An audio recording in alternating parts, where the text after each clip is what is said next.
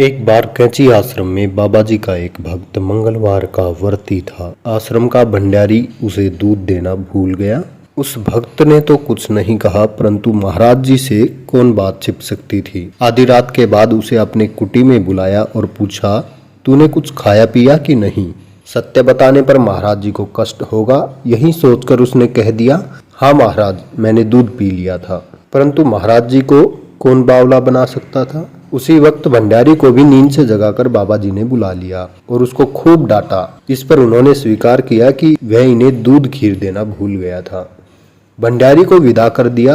महाराज जी ने कमरा बंद कर लिया और भक्त को पास बुलाकर कहा, अब तो आधी रात से अधिक समय हो गया है, दिन पलट चुका है, खा लो अब। और ऐसा कहते कहते कंबल के नीचे अपनी धोती से गर्मा गर्म 5 पराठे और 2 सब्जियां निकालकर उसे देते हुए कहा, यह राम का प्रसाद है, खा लो।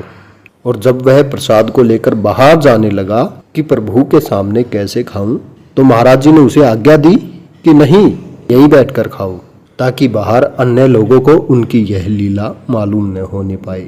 खाना पूरे होते होते महाराज जी ने उसके लिए उसी प्रकार मंगलवार का मीठा प्रसाद खीर भी उत्पन्न कर उसे दे दी और फिर उसके पूर्ण हो जाने पर अपने ही पात्र से उसे पानी भी पिला दिया। जाते जाते आदेश भी कर दिया कि किसी को मत बताना। उस भक्त ने किसी को नहीं बताया। महासमाधि के बाद ही उसने यह लीला लोगों के सामने प्रकट की।